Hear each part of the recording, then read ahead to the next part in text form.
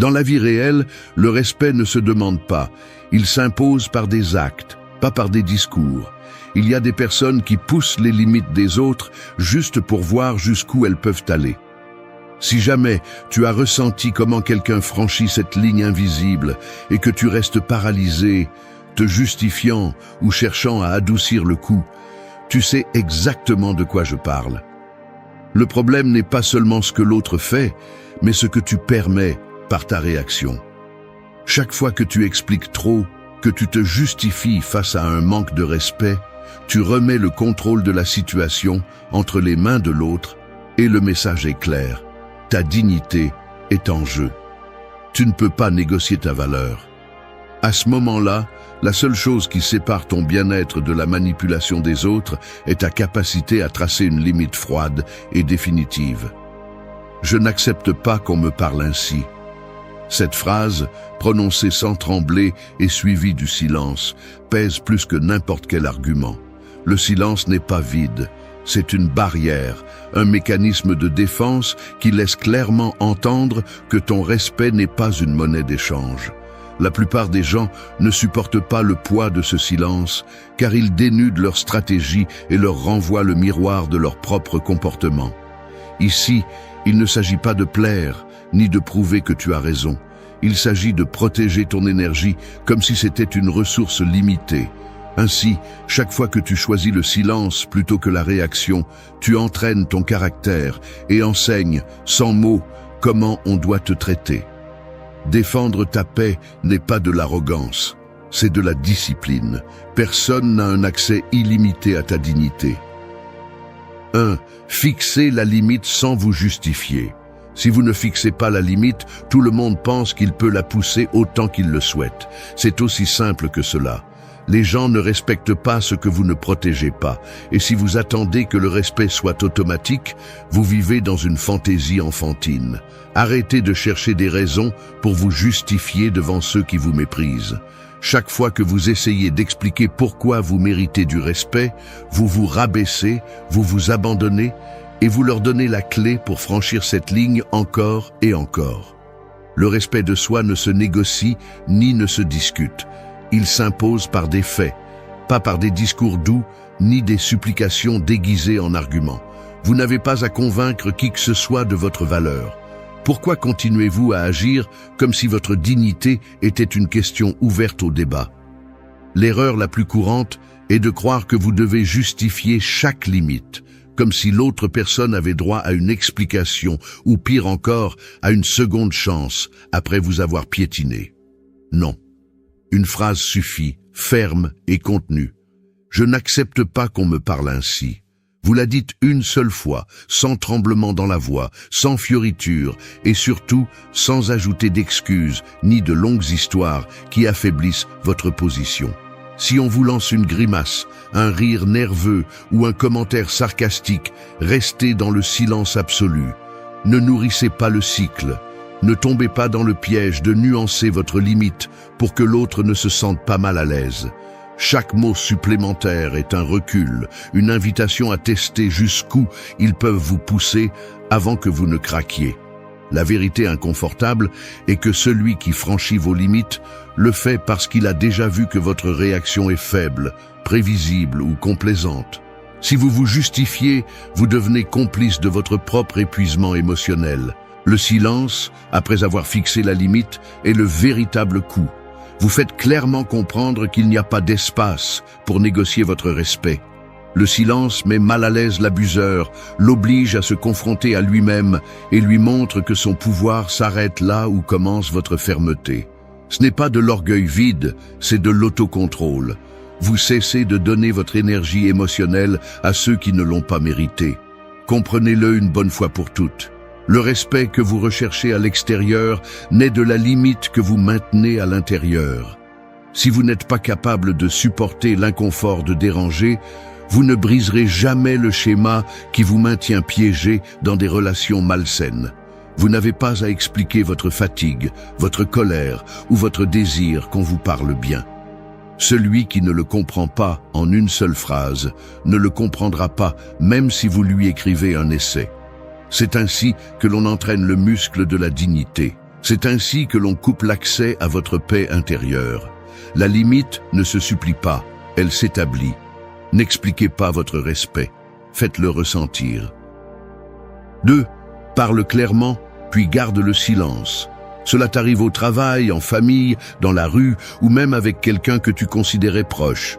Une phrase malveillante, un commentaire cinglant ou une attitude qui te laisse le cœur serré, comme si tu recevais une facture qui ne t'appartient pas. À ce moment-là, l'esprit commence à s'agiter, hésitant à répondre. Comment le faire si tu vas faire trop de bruit ou si tu es trop sensible? L'impulsion de clarifier, de te justifier ou d'adoucir ce que tu ressens se déclenche comme un réflexe appris après des années à vouloir maintenir l'harmonie à tout prix, même si cela implique de renoncer à ton propre bien-être. L'inconfort pèse, mais la peur du conflit se déguise en prudence et tu finis par te taire ou pire, à laisser le manque de respect s'installer comme quelque chose de tolérable. La clé est de briser ce cycle automatisé où ta réaction ne fait qu'alimenter le schéma de l'autre. Parler clairement, une seule fois, sans fioriture ni hésitation, est bien plus difficile qu'il n'y paraît. Non seulement par peur de la réaction de l'autre, mais aussi à cause de la bataille intérieure. Cette partie de toi qui veut éviter l'inconfort à tout prix, même si le prix est ta propre dignité. Dire « je n'accepte pas que tu me parles ainsi » n'est pas seulement une phrase, c'est une déclaration que la négociation est terminée.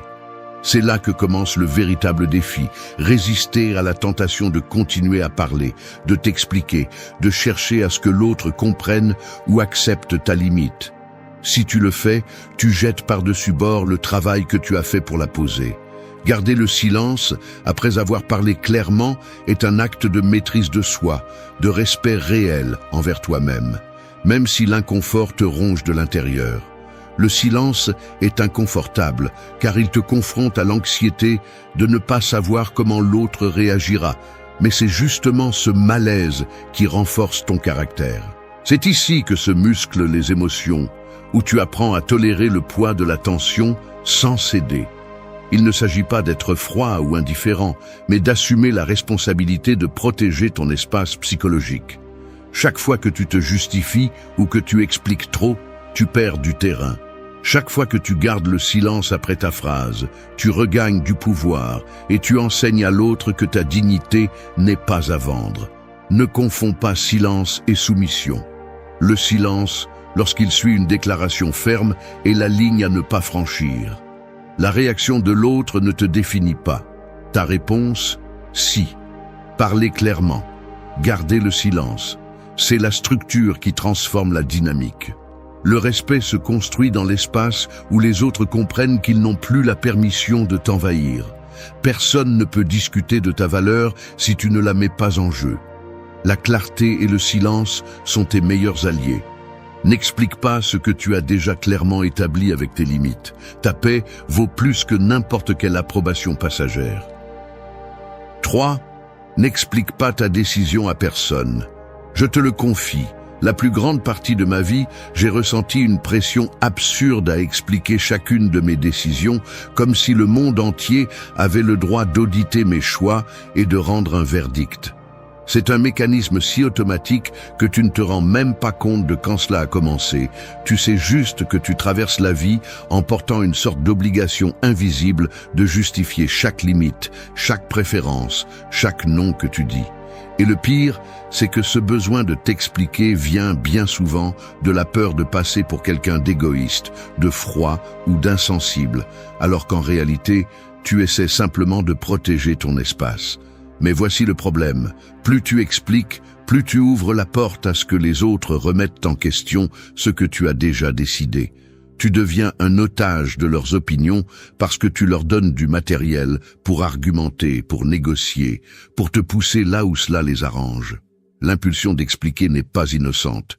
C'est une stratégie inconsciente pour éviter de te sentir coupable, pour chercher l'approbation et surtout pour éviter cette brutalité d'inconfort qui apparaît quand quelqu'un est contrarié parce que tu as posé une limite. Il faut comprendre une bonne fois pour toutes que l'explication est, presque toujours, une faiblesse déguisée en courtoisie. Quand tu décides que ta limite est valable, mais que tu ressens le besoin de l'orner d'excuses, tu entres dans un cycle où ta décision dépend de la validation des autres. C'est comme si tu demandais la permission de te protéger. Combien de fois as-tu ressenti ce vide dans l'estomac juste après avoir donné une raison de trop? C'est le prix à payer. Chaque explication inutile est une fracture dans ton caractère, un signe que tu es encore attaché au désir d'être compris plutôt que respecté. Ici entre en jeu l'analyse froide. Si ta décision est cohérente avec tes valeurs, elle n'a pas besoin d'être expliquée. Celui qui exige des raisons derrière une limite claire ne cherche généralement pas de compréhension. Il cherche une faille pour affaiblir ta position. Ne pas expliquer ta décision n'est pas un manque d'empathie, c'est un filtre contre les manipulations. Si quelqu'un se sent mal à l'aise parce que tu ne justifies pas ta limite, cet inconfort appartient à l'autre, pas à toi. Le respect ne se négocie pas autour d'une table de débat, il se maintient dans la pratique quotidienne. Chaque fois que tu te tais après avoir posé une limite, tu entraînes le muscle de l'autonomie. Décider de ne pas expliquer est un acte de maturité émotionnelle. Tu n'as pas besoin de convaincre pour te tenir debout. La dignité n'a pas de note de bas de page. C'est la ligne emblématique. Ta décision ne nécessite ni permission, ni applaudissement. La seule explication dont tu as besoin est celle que tu te donnes à toi-même, et cela suffit. La véritable liberté émotionnelle commence quand tu cesses de justifier ce que tu as déjà décidé de protéger. 4. Le silence renforce ta position. Une porte en acier se ferme d'un seul mouvement, net et définitif. Pas besoin de grincer ni de craquer. Il suffit de ce bruit sourd et l'image est claire. Celui qui est dehors n'entre plus et celui qui est dedans décide de l'accès. C'est ainsi que fonctionne le silence lorsque tu marques ta limite. Ce n'est pas un vide inconfortable, c'est une barrière physique, palpable, qui coupe la conversation à la racine et laisse flotter le message. Jusqu'ici. Observe la scène. Après ta phrase brève et ferme, l'air devient dense, les gestes se figent, les mains se déplacent à la recherche de justification dans l'air. Mais tu maintiens le regard fixe, le corps droit, la bouche fermée avec une détermination qui se ressent dans les épaules tendues et la mâchoire serrée. Le silence n'est pas passivité, c'est une présence active. C'est la décision, visible dans chaque muscle, de ne pas offrir une parole de plus. La réaction de l'autre, en général, est d'essayer de reprendre le contrôle avec des gestes nerveux ou des phrases courtes qui cherchent à ouvrir une fissure dans ta fermeté. Il se peut qu'il élève la voix, s'agite, cherche ton regard en espérant une explication, une porte entrebâillée pour se glisser à nouveau dans ton espace. Mais il ne la trouve pas. Le silence pèse comme une dalle, et dans ce poids, l'autre commence à sentir la véritable portée de ta limite. Rien n'est plus inconfortable pour celui qui est habitué à pousser que de se heurter à un mur qui ne répond pas. Celui qui abuse, celui qui manipule, dépend de ta réaction. Lorsque le silence s'installe, la tension se déplace sur ses épaules, pas sur les tiennes. Le pouvoir change de main sans que tu aies à t'efforcer de crier, de discuter ou de convaincre. C'est ici que beaucoup de gens échouent. Ils se sentent responsables d'alléger l'inconfort, de remplir l'espace avec des explications ou des phrases conciliantes. Mais chaque fois que tu cèdes et parles, tu perds du terrain. Le silence est ta déclaration la plus percutante. Il n'y a pas d'argument qui le surpasse, ni de justification qui l'affaiblisse. Celui qui ne répond pas commande. C'est la loi non écrite des dynamiques humaines. Parfois, l'absence de réponse est le message le plus clair.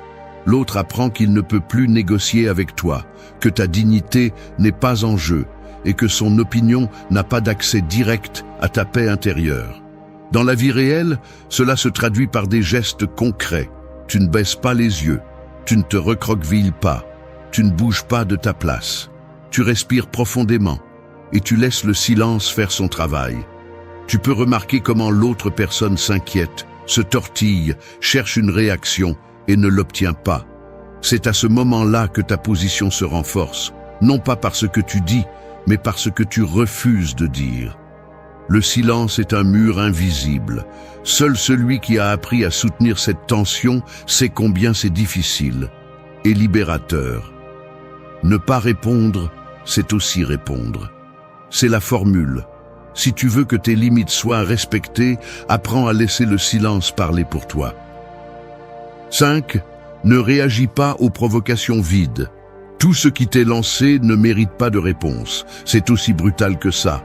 La règle que personne ne veut accepter. La plupart réagissent par réflexe, comme si chaque provocation était une obligation, comme si tu étais attaché à une corde invisible que l'autre peut tirer quand il le veut. Te rends-tu compte de la facilité avec laquelle il te manipule quand tu entres dans ce jeu? Chaque fois que tu sautes devant une provocation vide, tu remets le contrôle de tes émotions entre leurs mains et tu te rabais au niveau de celui qui cherche à te faire perdre ton calme. C'est le piège. Ils te tentent avec des phrases conçues pour te mettre hors de toi, pour que tu te justifies, pour que tu montres de la faiblesse et que tu commences à danser au rythme de leurs insécurités. Ils le font parce qu'ils savent que, si tu réagis, ils ont déjà gagné. Tu n'as pas besoin d'entrer dans chaque discussion ni de prouver que tu as raison devant ceux qui ne méritent même pas ton explication. Celui qui cherche à te provoquer ne veut pas de dialogue, il veut du spectacle. Ne lui donne pas le plaisir de te voir perdre le contrôle. La réaction automatique est l'ennemi. Celui qui te provoque veut te voir exploser, il veut t'entraîner à son niveau et voir comment tu t'épuises. Si tu tombes dans le piège, tu lui confirmes qu'il a du pouvoir sur toi. C'est ici que le muscle de la tempérance s'entraîne vraiment. Ne réagis pas. Laisse les mots passer comme un vent froid. Qu'ils s'épuisent seuls en attendant une réponse qui ne viendra jamais. S'ils exigent que tu répondes, s'ils t'accusent d'être distant, indifférent ou faible pour ne pas combattre leur bataille, souris intérieurement. Seul celui qui n'a pas de contrôle sur lui-même a besoin de combattre chaque provocation. Celui qui réagit perd. C'est la sentence. Si tu cherches le respect, tu ne le trouveras pas dans l'arène de celui qui te provoque, mais dans la solidité de celui qui n'a pas besoin de se défendre contre des attaques vides. Ne confonds pas le silence avec la lâcheté. C'est la réponse mature face à des jeux d'enfants. Celui qui veut te provoquer ne mérite ni ton énergie, ni ton temps. Si tu réponds, tu t'enlises dans la boue. Si tu te tais, tu montres que son opinion ne pèse même pas un gramme dans ta balance. Le respect de soi se voit dans la capacité à choisir ses batailles, non dans l'urgence de prouver quelque chose à celui qui ne le mérite pas. Tu n'es pas une marionnette des émotions des autres. Si tu n'apprends pas à laisser passer la provocation, tu vivras tourmenté par l'opinion et le poison de ceux qui cherchent seulement à t'entraîner vers leur propre vide. La provocation est un hameçon, ne mords pas. Choisis ta paix avant ton ego. La réaction est un luxe que tu ne peux te permettre que lorsqu'elle est vraiment nécessaire. Le reste est un épuisement inutile. Celui qui ne réagit pas commande. 6. Protège ton énergie de la manipulation. La manipulation n'existe pas si tu ne donnes pas ton énergie. C'est aussi simple que brutal. Aucun manipulateur n'a de pouvoir réel sur toi tant que tu ne lui permets pas d'entrer dans ton espace mental, tant que tu ne lui cèdes pas ton attention, ta réaction, ton besoin d'approbation. Le véritable piège ne réside pas dans ce qu'on te dit, mais dans ce que tu fais avec cela dans ta tête. L'épuisement commence lorsque tu ressens l'obligation de répondre, de corriger la distorsion, de te défendre contre des jugements qui ne te concernent même pas. C'est le mécanisme caché. Tu deviens le gardien de l'opinion des autres et négliges la vigilance sur tes propres états internes. Le résultat est une fuite lente d'énergie, une dette émotionnelle qui s'accumule pendant que tu essaies de rester à flot au milieu de dynamiques qui ne t'ont jamais bénéficié. Lorsque quelqu'un cherche à te manipuler, il ne vient pas discuter d'idées, il vient tester les limites de ce que tu es prêt à tolérer et mesurer ton besoin d'être accepté. Si tu entres dans ce jeu, tu perds 2 fois. D'abord, parce que tu t'épuises dans une bataille que tu ne peux pas gagner. Ensuite, parce que tu renforces l'idée que ta valeur dépend de la réaction que tu génères chez l'autre. La peur de mal paraître, d'être vu comme dur ou distant, te fait baisser la garde et offrir des explications, alors qu'en réalité, tu devrais renforcer le filtre qui protège ton énergie. La manipulation ne commence jamais à l'extérieur. Elle surgit toujours de la fracture interne qui te pousse à mettre la validation des autres au-dessus de ta tranquillité. Il suffit que quelqu'un insinue que tu es égoïste, froid ou peu compréhensif, et immédiatement, tu actives le mécanisme de défense.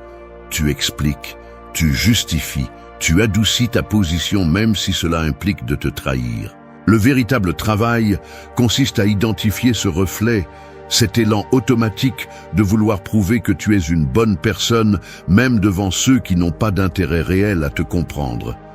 L'énergie émotionnelle n'est pas illimitée. Chaque fois que tu la donnes dans des scénarios de manipulation, il te reste moins pour ce qui compte vraiment.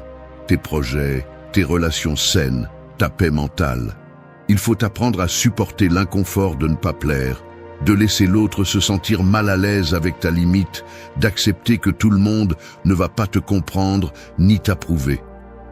Tout ne mérite pas de réponse, ni ton énergie n'est d'accès libre. C'est le mot d'ordre. La protection de ton énergie commence au moment où tu choisis dans quelle bataille tu investis ton temps et ton attention. Laissez passer la provocation. Ne pas te laisser entraîner par le chantage émotionnel et rester ferme dans ta décision, même si on t'accuse d'être insensible, est un signe de maturité et non de froideur. L'autocontrôle s'entraîne chaque fois que tu priorises ton bien-être sur la compulsion d'expliquer ou de convaincre. Si tu veux que tes limites soient respectées, tu dois commencer par respecter toi-même la valeur de ton énergie. Ce n'est pas de l'égoïsme, c'est une responsabilité émotionnelle. Celui qui prend soin de lui envoie le message le plus clair. Mon énergie n'est pas une monnaie d'échange. Protège-toi d'abord. Ensuite, le monde comprend comment te traiter. 7. Le calme désarme le manque de respect.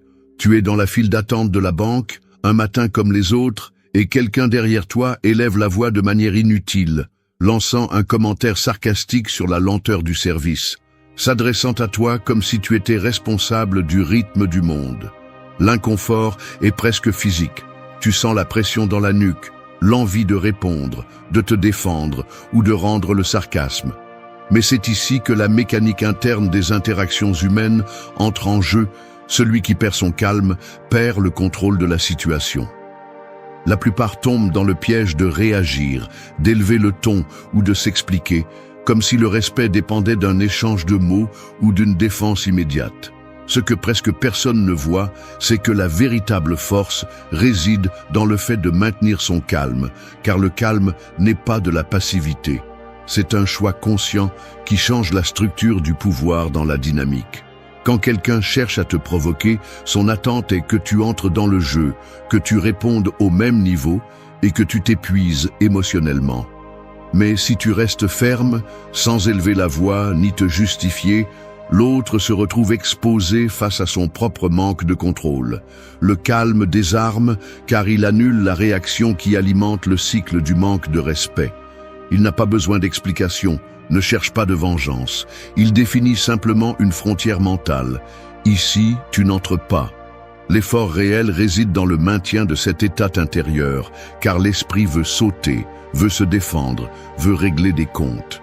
Mais si tu t'observes une seconde avant de parler, si tu choisis le calme comme posture, tu coupes l'accès à ton énergie et laisses l'autre porter l'inconfort qu'il a voulu te provoquer. Le respect de soi se perçoit dans l'assurance. Le manque de réaction est le signe le plus clair que personne ne peut te traîner sur son terrain si tu ne le permets pas. Le calme n'est pas de l'indifférence, c'est la plus grande expression d'un autocontrôle stratégique. Il te permet d'analyser la situation, de voir les mécanismes qui opèrent et de décider où investir ton énergie. Celui qui répond avec sérénité laisse l'autre sans armes. Car il n'y a rien de plus frustrant pour celui qui cherche à te blesser que de se retrouver face à un mur impassible. Le calme n'est pas une faiblesse, c'est une autorité intérieure. Ici se voit le véritable entraînement émotionnel. Tu ne permets pas qu'on te vole ton centre, Tu ne laisses pas l'environnement décider de ta réaction. Le calme, soutenu sous pression, transforme l'interaction. Il rend obsolète la provocation et redirige le poids du moment vers celui qui a tenté de te déstabiliser. Ainsi, tu transformes chaque attaque en un rappel que le contrôle demeure là où tu décides. Le calme désarme l'irrespectueux car il l'affronte à son propre vide et te rend le contrôle de ton énergie. Il n'y a pas de respect sans autocontrôle. C'est la ligne invisible qui définit qui commande dans chaque interaction. 8. Ton respect n'est pas négociable. Parfois, je me surprends à repasser en silence des conversations qui n'ont même pas eu lieu, à répéter des réponses, à mesurer le ton, à imaginer l'expression de l'autre personne, comme si mon respect était mis à l'épreuve à chaque phrase que je prononce. Il y a une lourdeur dans la poitrine, une tension qui te pousse à serrer les mains ou à bouger les pieds sous la table, tandis que ton esprit calcule le risque de déranger quelqu'un en défendant ton espace. Tu sens comment le corps réagit, le regard se durcit, la mâchoire se contracte, et pourtant la voix intérieure hésite, se demandant si tu ne vas pas trop loin. Dans ces secondes, le temps semble s'étirer, et le simple fait de soutenir le regard sans baisser la tête devient un petit défi physique. Il y a une sorte de poids invisible, comme si chaque limite que tu poses coûtait de l'énergie vitale. Mais tu sais que céder serait encore plus coûteux. C'est ainsi que dans la réalité, on ressent le moment où tu décides que ton respect n'est pas négociable. Dans la vie quotidienne, cela se traduit par des gestes simples mais chargés d'intention. Une réunion de travail où quelqu'un essaie de minimiser tes idées avec une blague blessante, le silence qui s'installe après ta phrase ferme, les regards échangés et le léger tremblement dans les mains de celui qui s'attendait à te voir reculer. Ces secondes sont décisives. La tentation d'adoucir ta position, de rire pour alléger l'atmosphère ou d'ajouter une explication frappe fort. Mais tu tiens bon. Tu sens comment l'énergie change de place. L'autre, habitué à ce que tu cèdes, se retrouve maintenant face à un mur qu'il n'attendait pas. L'atmosphère se refroidit. Les mots flottent dans l'air sans trouver où atterrir. C'est le coup exact de ne pas négocier ton respect, soutenir l'inconfort, résister à l'envie de le remplir d'excuses et laisser la limite devenir un fait concret. Celui qui n'a jamais entraîné ce muscle confond fermeté et dureté. Mais la réalité est que protéger ton respect ne te rend pas cruel, cela te rend clair. Chaque fois que tu choisis de ne pas négocier, le corps apprend, l'esprit se renforce et ta présence devient plus solide. Il ne s'agit pas de hausser la voix ni de s'imposer par la force. Il suffit de maintenir la phrase et le silence, même si les battements de cœur résonnent dans les oreilles. Voici la scène. Un échange de regards, une posture droite, l'air lourd d'une décision qui ne s'explique ni ne se discute. Le respect ne se mendie jamais.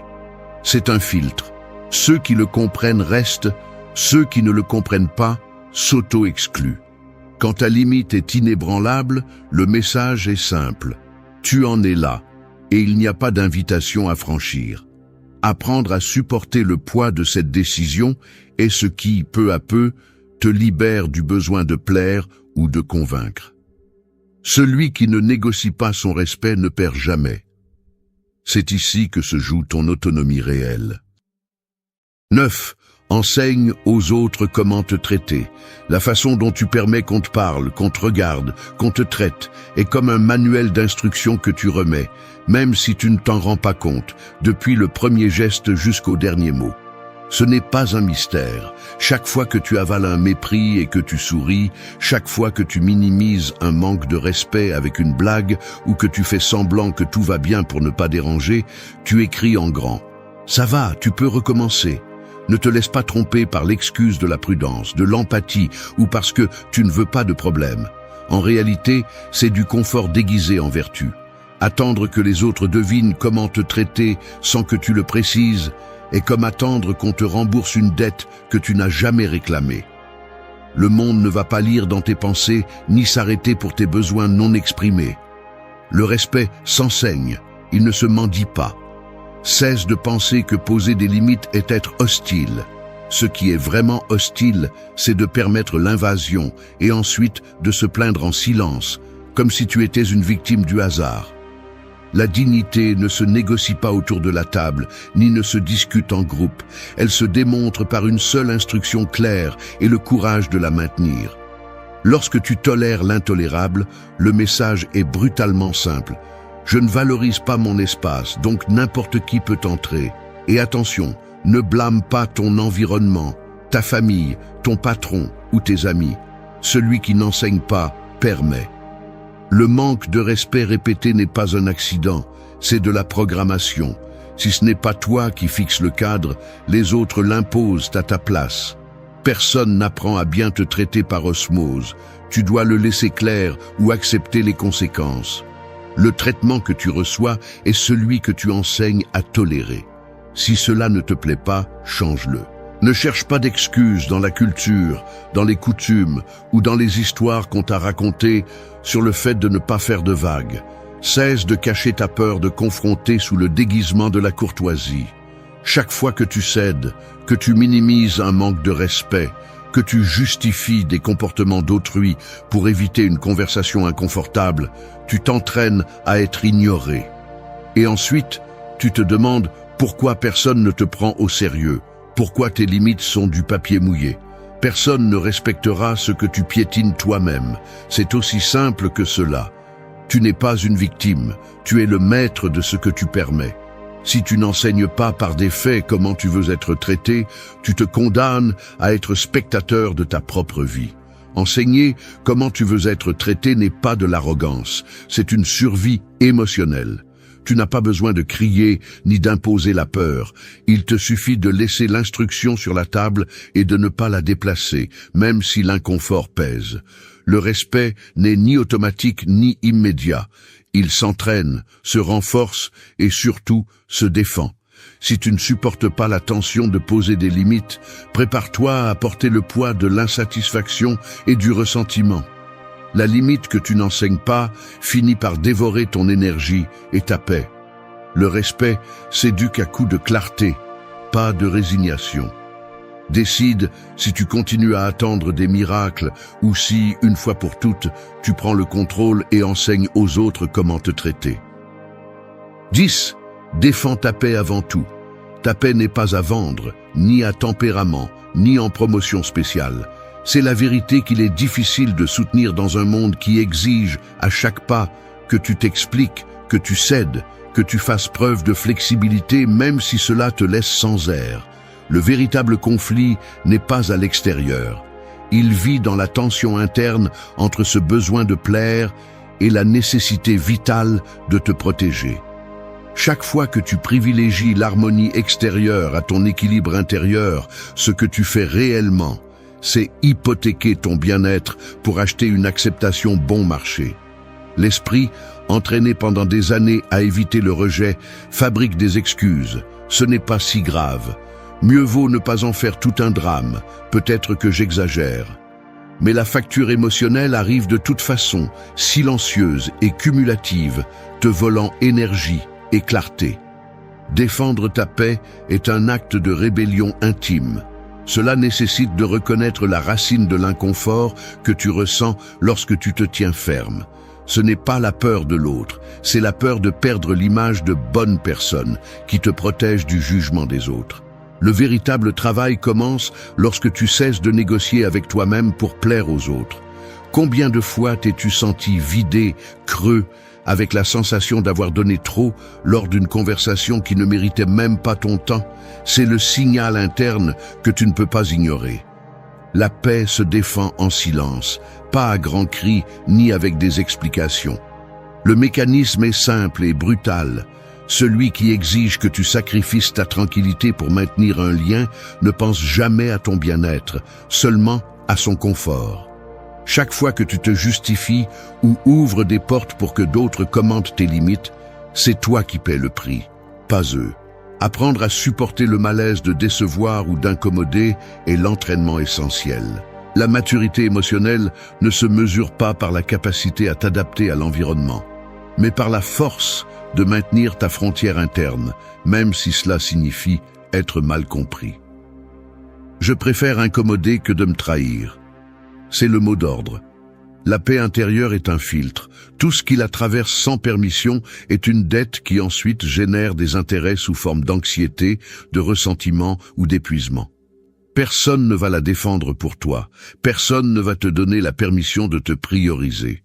C'est une décision quotidienne, si intime que parfois personne ne la remarque, mais qui change le cycle complet de ta vie. Ce que tu ne défends pas, le monde le prend pour disponible. Protège-toi. Personne d'autre ne le fera avec la détermination que tu peux entraîner. Merci d'être resté jusqu'à la fin de la vidéo. Si vous avez tout vu, commentez « Je suis stoïcien » comme notre signe secret, indiquant que vous êtes un véritable apprenant du stoïcisme. N'oubliez pas de vous abonner et de liker la vidéo si elle vous a plu. Rendez-vous dans la prochaine vidéo et rappelez-vous, continuez à cultiver votre esprit stoïque.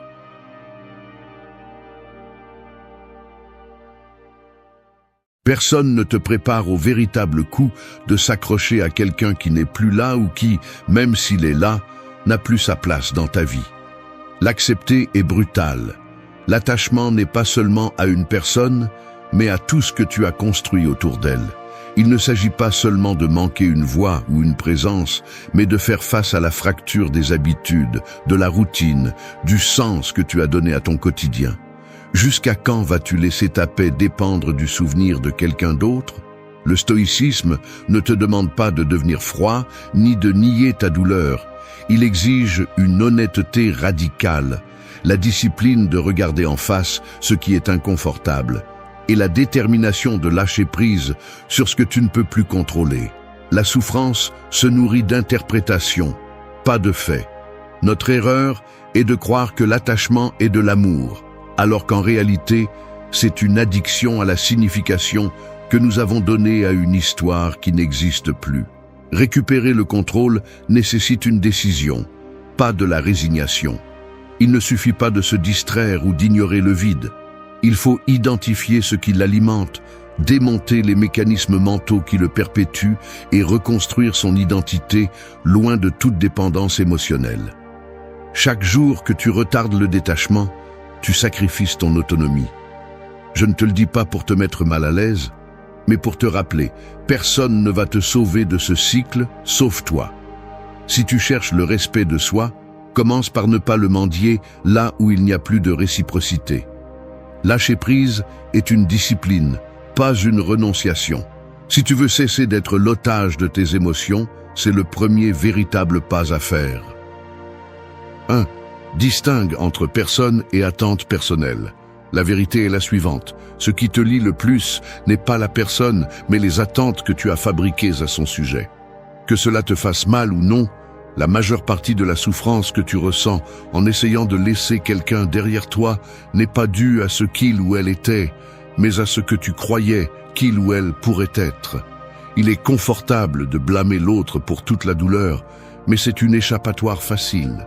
Le véritable attachement naît du film mental que tu as projeté encore et encore, celui que tu as monté à ta façon, ignorant les signaux et façonnant une personne réelle pour qu'elle s'inscrive dans ton scénario.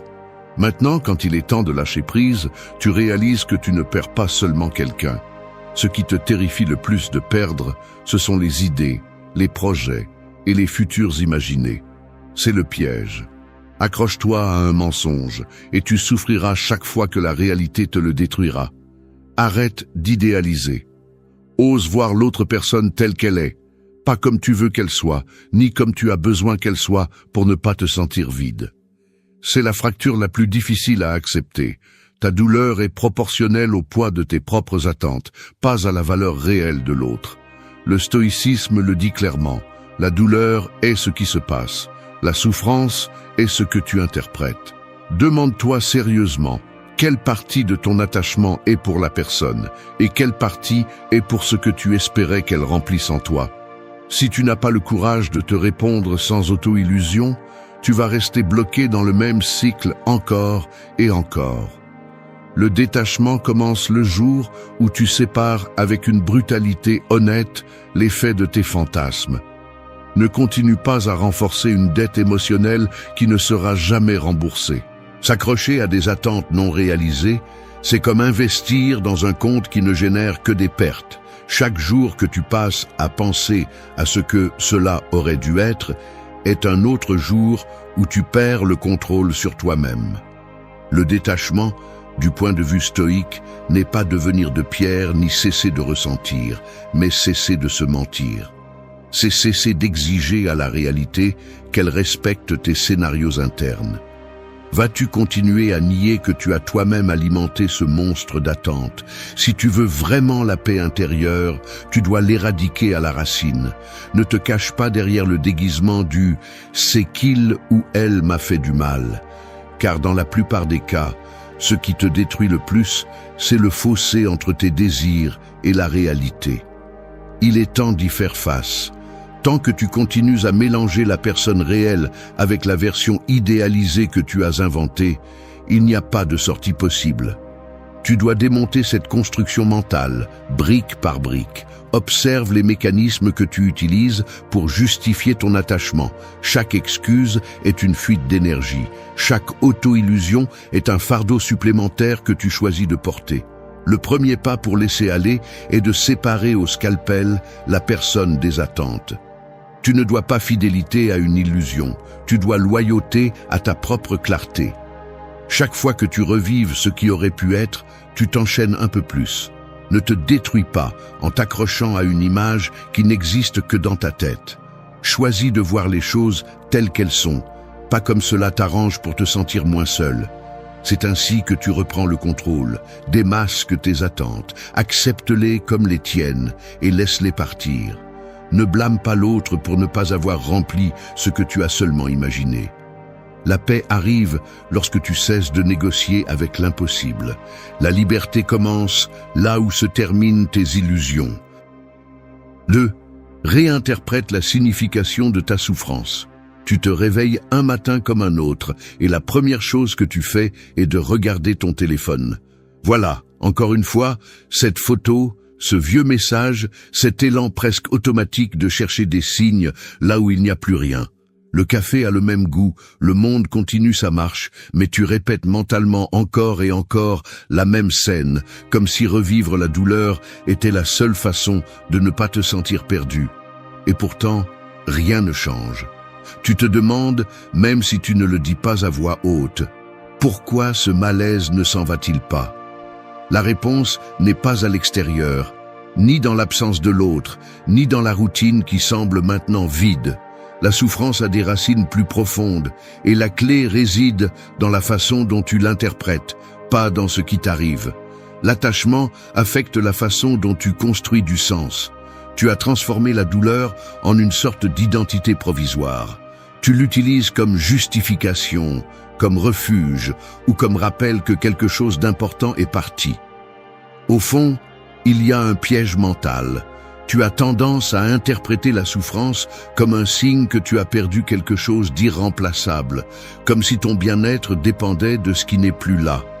Mais le stoïcisme t'oblige à regarder au-delà de la surface. La douleur est inévitable, mais la souffrance est négociable. C'est ici que tu dois faire le travail difficile de réinterpréter ce qui t'arrive. Tu n'es pas la victime d'un destin cruel. Tu es, en grande partie, le narrateur de ta propre histoire.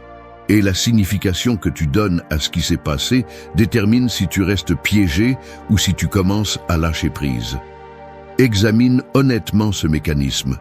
Quand tu penses à l'autre personne, tu ne te souviens pas seulement des faits, mais tu les filtres à travers tes croyances. Cela n'aurait pas dû se terminer ainsi. Je méritais plus. Si j'avais fait telle chose, je ne serais pas seul. Ces pensées sont la colle qui maintient la souffrance en vie. L'esprit fabrique des histoires pour donner un sens à la perte, mais souvent ces histoires n'augmentent que le poids que tu portes.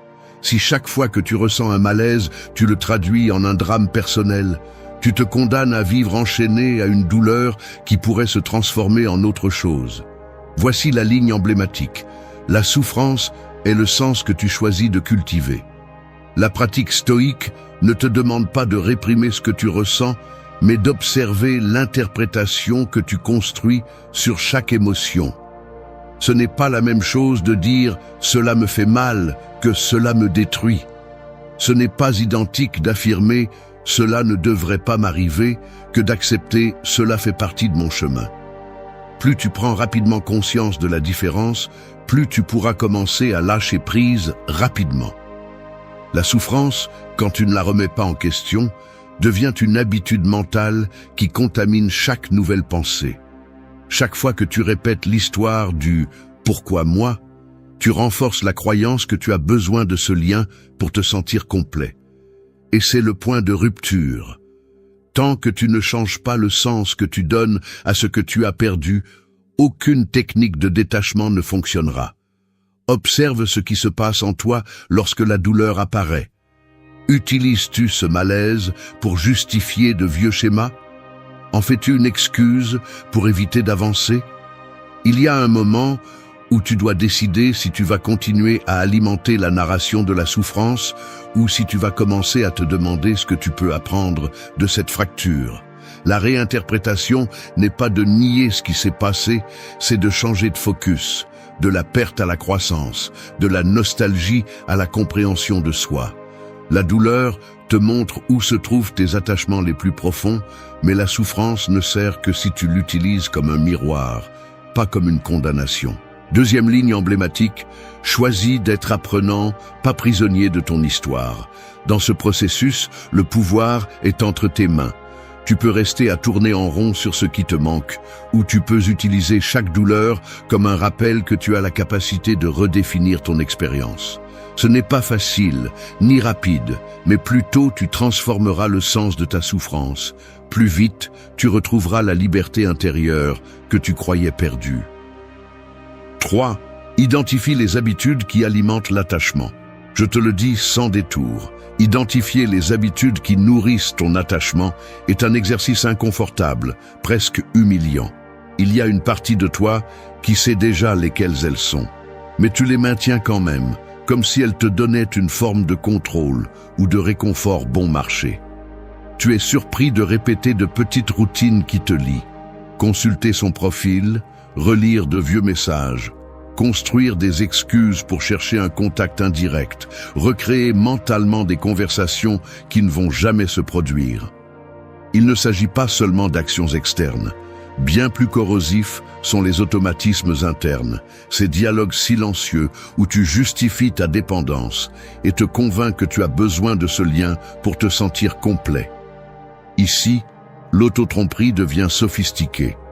Tu te dis que tu veux juste savoir s'il va bien, que ce n'est pas si grave, que c'est ainsi que fonctionne le deuil, et sans t'en rendre compte, chaque micro-décision renforce l'ancienne toile d'attachement. L'habitude est un investissement émotionnel. Chaque fois que tu cèdes à l'impulsion, tu donnes plus de force au conditionnement et tu laisses ton bien-être dépendre de facteurs que tu ne contrôles pas. Si tu le décomposes de l'intérieur, l'attachement est un circuit répétitif. Stimulus, réponse, soulagement temporaire, culpabilité ou vide. Et on recommence. Le problème n'est pas de ressentir de la nostalgie ou de la tristesse, mais ce que tu fais avec cette émotion lorsqu'elle apparaît. L'esprit recherche la gratification immédiate de revenir à ce qui est connu, même si cela implique de sacrifier ton autonomie et ta dignité émotionnelle. Le véritable défi est de reconnaître combien de tes habitudes quotidiennes sont conçues pour éviter la douleur de l'absence, et combien ne sont que des habitudes apprises qui ne te servent plus. La sincérité brutale commence lorsque tu acceptes qu'il y a des gestes, des routines et même des mots que tu répètes par inertie, non par besoin réel. À ce stade, ta tâche est de t'auditer, observer chaque réaction automatique et te demander si elle te rapproche de la liberté ou t'enferme davantage. Beaucoup d'habitudes d'attachement ne sont pas évidentes. Certaines prennent la forme de rituels apparemment innocents.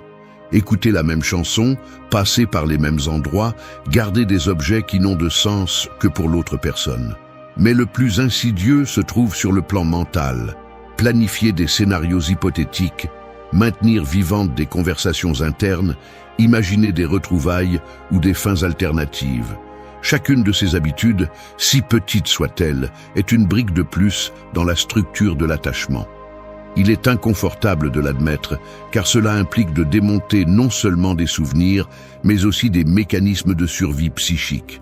Mais si tu ne les identifies pas, tu resteras condamné à répéter le même cycle en espérant des résultats différents.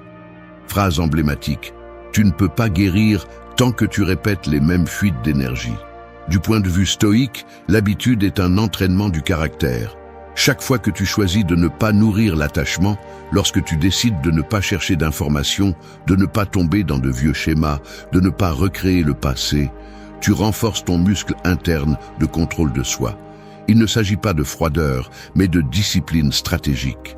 Il s'agit de créer de nouvelles voies d'action qui remplacent les anciennes compulsions. Si tu reconnais que tes habitudes sont la matière première de ta souffrance, tu as entre tes mains le pouvoir de les redessiner. Fais-le avec rigueur. Observe l'impulsion. Nomme-la. Interromps le cycle et dirige ton attention vers autre chose, même si au début cela semble artificiel. La clé est dans la constance. Chaque petit changement est une victoire contre la dépendance. Phrase emblématique: tes habitudes décident si tu avances ou si tu t'enchaînes. Ce qui est inconfortable, c'est que personne d'autre ne le fera pour toi. Le stoïcisme ne promet pas une sortie facile, mais une sortie réelle. Identifie et démonte tes habitudes d'attachement si tu aspires vraiment à la liberté. 4. Récupère ton espace mental et émotionnel. Pense à ton esprit comme une maison envahie, chaque pièce saturée de cartons qui ne t'appartiennent pas, des objets étrangers empilés dans les coins, des meubles qui ne te représentent plus, occupant l'espace où tu pouvais autrefois te déplacer librement. Tout est imprégné de traces, de marques, qui ne s'en vont pas même en ouvrant la fenêtre. C'est ainsi que se présente ton espace mental et émotionnel, lorsque tu laisses le souvenir de quelqu'un d'autre l'occuper entièrement, érodant peu à peu ton sentiment d'appartenance à toi-même. Tu marches parmi des pensées empruntées, tu trébuches sur des émotions non résolues et, sans t'en rendre compte, tu finis par vivre dans une sorte de dépôt où tes propres désirs et projets sont acculés par le poids de ce qui n'est plus là. Dans la pratique quotidienne, cela se traduit par des gestes automatiques. Tu te surprends à revisiter des lieux que vous partagiez, à toucher, sans le vouloir, la même chanson, à répéter des mots ou des expressions qui t'ont marqué un jour. Chacun de ces actes est une façon de céder un territoire intérieur, de permettre à la figure de cette personne de continuer à dicter le scénario de tes jours. Le détachement réel commence au moment où tu réalises que ton espace intérieur n'est pas un musée de souvenirs, ni un hôtel pour maintenir vivante une histoire qui est déjà terminée. C'est un terrain en constante construction, et maintenant il te revient de nettoyer, de jeter ce qui ne sert plus, et de te réapproprier chaque recoin. Le premier pas, inconfortable mais indispensable, est d'observer attentivement combien d'attention volontaire tu continues à offrir à ce que tu as perdu. Quand tu remarques que ton esprit revient encore et encore à la même scène, que ton dialogue intérieur tourne autour de questions qui ne mènent nulle part, là tu as la preuve que tu n'as pas encore récupéré ton espace mental. Le stoïcisme te demande du rigueur. Chaque pensée est un investissement. Et si tu continues à investir dans ce qui te draine, tu te retrouves sans ressources pour créer quelque chose de nouveau. Il ne s'agit pas de forcer l'oubli, mais de décider, acte après acte, à quoi tu donnes la priorité dans ta conscience. Ligne iconique. Ton attention est ton bien le plus précieux. Ne la donne pas à la nostalgie. Il existe une discipline spécifique pour récupérer l'espace émotionnel. Cela signifie cesser de justifier des impulsions réactives, arrêter de chercher des raisons pour maintenir vivante la connexion et commencer à rediriger ton énergie vers ce qui compte vraiment. Il ne s'agit pas de bloquer les sentiments, mais de leur assigner une place. Ce qui a été a déjà rempli sa fonction. Chaque fois que tu interromps le cycle de revivre la même chose, même si ce n'est que pour quelques secondes, tu ouvres une porte à la possibilité de quelque chose de différent. Cela se remarque concrètement.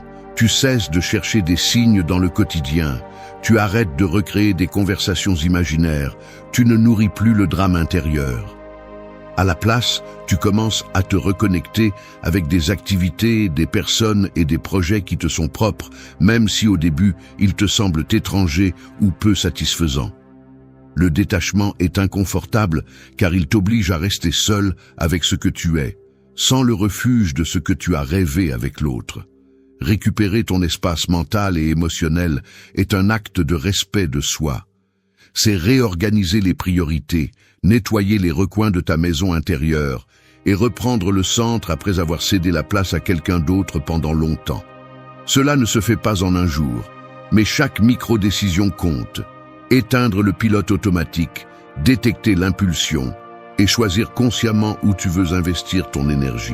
Ligne iconique, récupérer ton espace, c'est récupérer ton pouvoir. La liberté n'est pas l'absence de souvenirs, c'est la pleine présence de toi-même dans ta propre vie.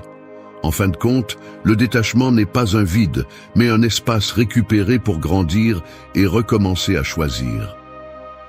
5. Maîtrisez votre réaction face aux souvenirs et aux émotions. Vous ne devez pas de loyauté à vos émotions, vous devez de la discipline à votre réaction. C'est aussi simple que cela. Vous pouvez continuer à justifier chaque secousse intérieure comme si c'était un ordre sacré, mais le prix est élevé. Chaque fois que vous vous laissez entraîner par un souvenir, vous réaffirmez que vous êtes esclave de ce que vous ressentez, pas le maître. Il ne s'agit pas de nier l'émotion, ni de faire semblant que cela ne fait pas mal. Il s'agit de cesser d'utiliser chaque vague de mélancolie comme excuse pour rester attaché. Vous voulez avancer, mais vous vous permettez le luxe de réagir comme toujours, de vous recroqueviller devant chaque déclencheur, de céder le contrôle à un message, à une odeur, à une chanson. La vérité inconfortable est que tant que vous continuez à réagir de manière automatique, vous restez enchaîné par votre propre permission. Personne ne vous oblige à revenir mentalement au même endroit, sauf votre tolérance à la faiblesse. Ce que vous ne maîtrisez pas dans votre réaction, cela va vous dominer. Le stoïcisme est clair à ce sujet. Ce qui compte, ce n'est pas le premier élan, mais ce que vous faites juste après. L'émotion n'est pas le problème. Le problème est de nourrir la réaction sans filtre, sans pause, sans aucun questionnement. Allez-vous vraiment laisser un souvenir dicter l'humeur de votre journée? Chaque fois que vous permettez à une émotion de vous entraînez votre esprit à la soumission, pas à la liberté. Le muscle de l'autonomie ne se construit pas en fuyant la douleur, ni en niant ce que vous ressentez, mais en choisissant de répondre avec clarté, sans drame, ni excuse. La réaction est l'espace où se joue votre pouvoir. C'est là que vous décidez si vous vous racontez les mêmes histoires que d'habitude ou si vous introduisez une interruption, même si elle est inconfortable, même si elle semble insuffisante au début. Vous n'êtes pas une feuille au vent. Vous êtes la personne qui décide si elle laisse l'émotion conduire ou si elle prend le volant. Soyez brutalement honnête. Souvent, vous utilisez la réactivité comme prétexte pour ne pas faire le vrai travail. Il est plus facile de dire « je ne peux pas m'en empêcher » que d'admettre que vous ne voulez pas lâcher le petit plaisir amer de vous vautrer dans ce que vous connaissez. Mais chaque réponse automatique est une micro-trahison à votre propre dignité. Si chaque fois que la nostalgie apparaît, vous courez chercher du réconfort dans le passé, vous ne faites que confirmer que votre bien-être dépend de facteurs que vous ne contrôlez pas. Là se trouve la fracture. Le détachement ne se construit pas seulement avec de belles phrases, mais avec la discipline d'interrompre le cycle chaque fois que l'émotion frappe. Il ne s'agit pas de réprimer, il s'agit d'observer avec froideur, de nommer l'élan et de décider si vous allez agir depuis la blessure ou depuis la clarté. Le processus est simple, mais ce n'est pas confortable. Lorsque l'émotion monte, faites une courte pause, nommez-la, reconnaissez l'élan, et ne faites rien pendant quelques secondes. C'est la fissure où vous insérez la liberté. Vous choisissez de ne pas répéter ce que votre désir automatique exige. Vous changez le focus, vous dirigez l'attention vers autre chose, même si l'inconfort vous crie de l'intérieur. Chaque fois que vous tenez sans réagir de la même manière, vous gagnez un pouce de terrain sur l'attachement. La plupart ne le fait pas parce qu'elle confond authenticité avec obéissance aveugle aux sentiments. Mais le caractère ne se mesure pas à ce que vous ressentez, mais à ce que vous choisissez de faire, malgré ce que vous ressentez. Ligne emblématique. Votre réaction est votre frontière. C'est là que se sépare celui qui reste prisonnier de celui qui commence à être libre. Ne cherchez pas de réconfort dans l'autocompassion, ni ne vous vendez le mensonge que c'est comme ça que vous êtes. C'est ainsi que vous vous êtes entraîné à être, mais vous pouvez vous réentraîner. Le véritable respect de soi commence lorsque vous cessez de donner votre énergie à chaque vague émotionnelle et commencez à construire une nouvelle réponse, encore et encore, jusqu'à ce que la réaction automatique cesse d'avoir du pouvoir sur vous. Ce n'est pas héroïque, c'est nécessaire.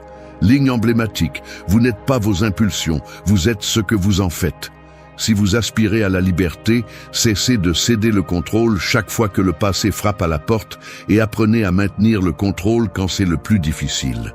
C'est là que commence le véritable détachement et il n'y a pas d'autre chemin. 6. Redéfinis ton identité sans dépendance externe. Ta plus grande prison est le besoin de validation externe. Tant que tu continues à te définir à travers le regard des autres, tu n'es pas maître de toi-même. Peu importe combien de techniques de détachement tu essaies, si ton sens de l'identité dépend de la présence ou de la reconnaissance d'une autre personne, tu seras toujours à la dérive. Le véritable défi est d'accepter qu'après une relation, ce qui te fait le plus peur n'est pas de perdre l'autre, mais de te retrouver sans un reflet où te voir. C'est inconfortable à admettre, mais ce qui fait le plus mal, c'est le vide qui reste quand tu n'as plus personne à qui montrer tes réussites, tes échecs, ton quotidien. Tu as confondu compagnie avec identité, et c'est ce mécanisme qui te maintient piégé. L'attachement se déguise souvent en amour, en loyauté ou en nostalgie, mais derrière ces noms se cache une dépendance psychologique, l'habitude d'utiliser l'autre comme béquille pour te sentir suffisant, intéressant ou précieux. Tu t'habitues à consulter chaque décision, à chercher l'approbation dans des détails minimes, à définir tes préférences par l'écho qu'elles génèrent chez quelqu'un d'autre. Quand cette personne s'en va, ce qui s'effondre n'est pas seulement la routine, mais la structure interne que tu as construite sur les opinions d'autrui. Le conflit est brutal, tu veux te sentir libre, mais tu t'es entraîné à avoir besoin d'une référence externe qui te confirme ta valeur. Ligne iconique. Tu n'es pas le résultat de celui qui te regarde, tu es la conséquence de tes propres choix. Le piège mental le plus dangereux est de croire que si tu réussis à faire revenir l'autre ou à te faire accepter, tu vas retrouver ton sens de l'identité. Mais la réalité est autre. Aucune reconnaissance externe ne comble la fracture de celui qui ne se reconnaît pas. Le détachement profond exige que tu te confrontes à ce manque, que tu l'observes sans anesthésie et que tu cesses de déléguer ta définition personnelle. C'est ici que le travail devient inconfortable et solitaire. Tu dois commencer à te voir sans les filtres que la relation t'imposait, sans te réfugier dans des comparaisons ni des anciennes étiquettes. La question centrale n'est pas qui tu étais pour cette personne, mais qui tu es quand personne ne t'observe ni ne te valide. Le détachement est avant tout une reconstruction depuis le noyau. Redéfinir ton identité implique de démonter chaque croyance que tu as associée au « nous » et de te réapproprier le « je ». Il ne suffit pas de supprimer des photos ni de bloquer des contacts. Tu dois identifier les schémas de pensée qui te font sentir moins quand tu es seul. Chaque fois que ton esprit cherche une excuse pour revenir au passé, interroge-toi. Fuis-tu le vide ou es-tu prêt à le remplir avec quelque chose de propre? Le stoïcisme le dit clairement. Le contrôle commence quand tu décides de cesser de dépendre de ce qui n'est pas entre tes mains. Et ton identité ne devrait jamais être entre les mains de quiconque d'autre que les tiennes. Tu peux commencer par le concret. Fais un inventaire brutalement honnête de qui tu es en dehors de tout lien. Ne nomme pas d'attributs empruntés ni de compétences construites uniquement pour plaire.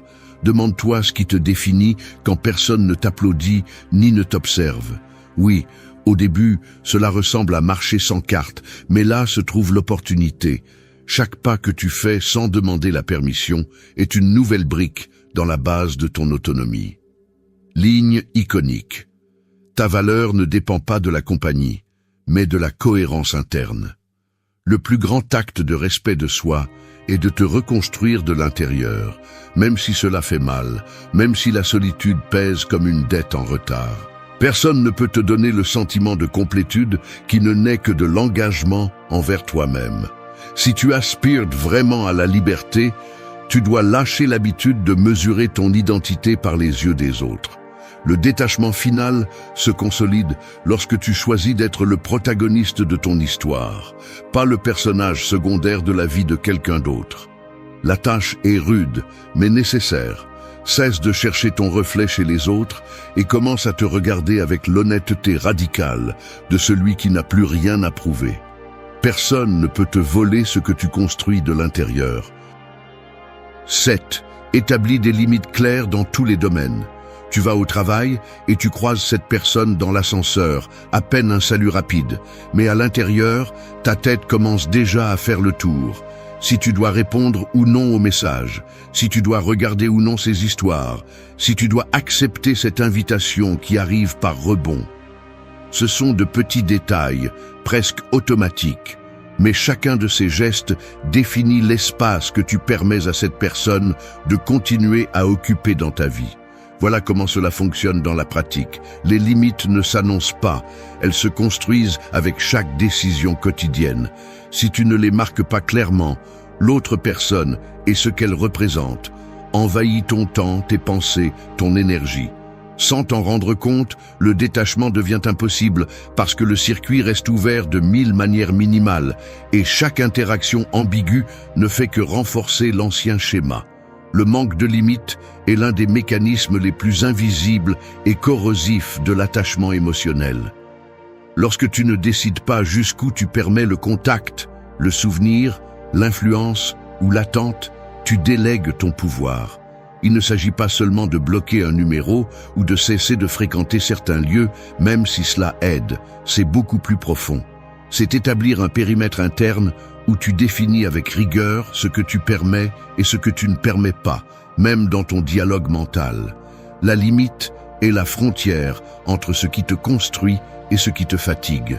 Si tu laisses l'ambiguïté gouverner, tout geste aimable, tout message sans intention claire, toute excuse pour maintenir le lien, devient une fente par laquelle le passé revient s'infiltrer.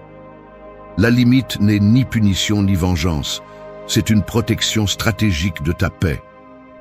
Beaucoup tombent dans le piège de penser que mettre des limites est un signe de froideur, comme si c'était un acte de rejet absolu. La réalité est autre, les limites sont la base de tout respect de soi.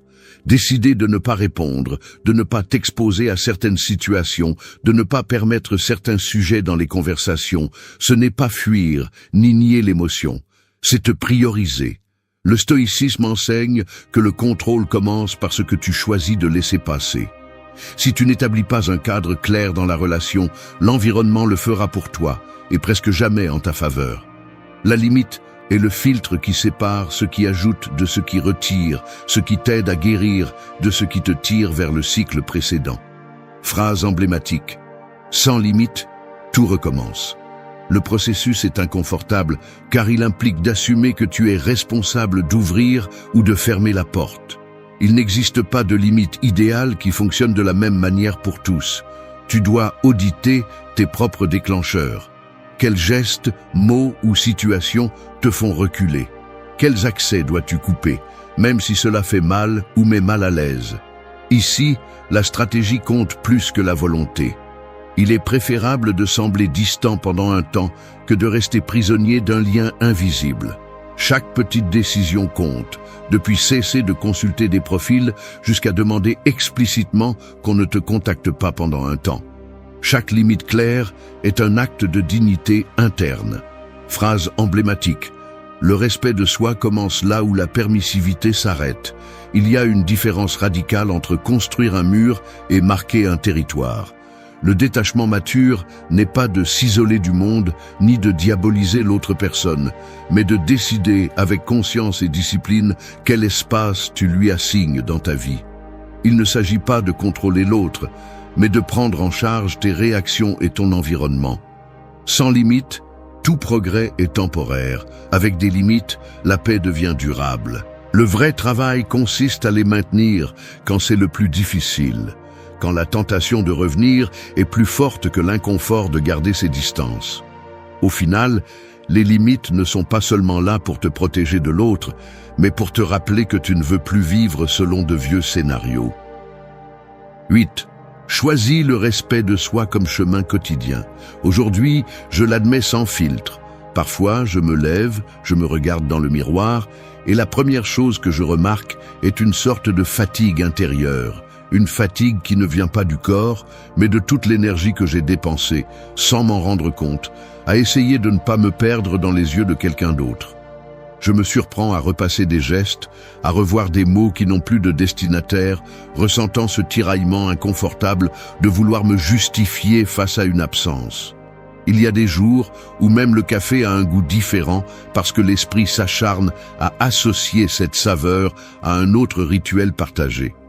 Et c'est là que je me rends compte, avec un mélange de honte et de clarté, j'ai laissé mon respect de soi devenir une monnaie d'échange pour acheter des miettes de validation.